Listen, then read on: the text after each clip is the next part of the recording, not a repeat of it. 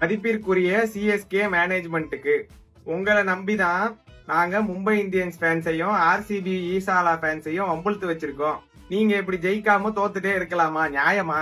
2023ல ஜடேஜா அடிச்சு ஜெயிச்சு கொடுத்ததுக்கு அப்புறமா இப்ப வரைக்கும் பேட்டிங்ல ஒரு மேட்ச் கூட அடிக்கல.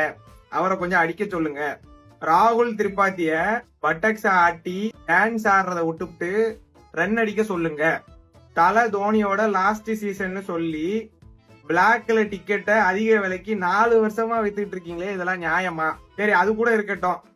தல தோனிய யூடியூபர் அஸ்வின் அண்ணாக்கு முன்னாடி வந்து ஆட சொல்லுங்க பிளீஸ்.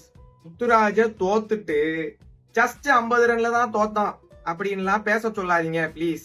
ஒரு சாமி 2 சாமி 3 சாமி 6 சாமின்னு வீடியோ போட்டதுக்கு அப்புறமா சிவம் டூபே எந்த மேட்சுமே 20 ரன்னுக்கு மேல அடிக்கல. அதை என்னன்னு கொஞ்சம் கேளுங்க. நூர் அகமது மட்டும்தான் ஒழுங்கா பந்து போட்டுட்டு இருக்கான். மத்தவங்க எல்லாம் ஒழுங்கா கொஞ்சம் பந்து போட சொல்லுங்க.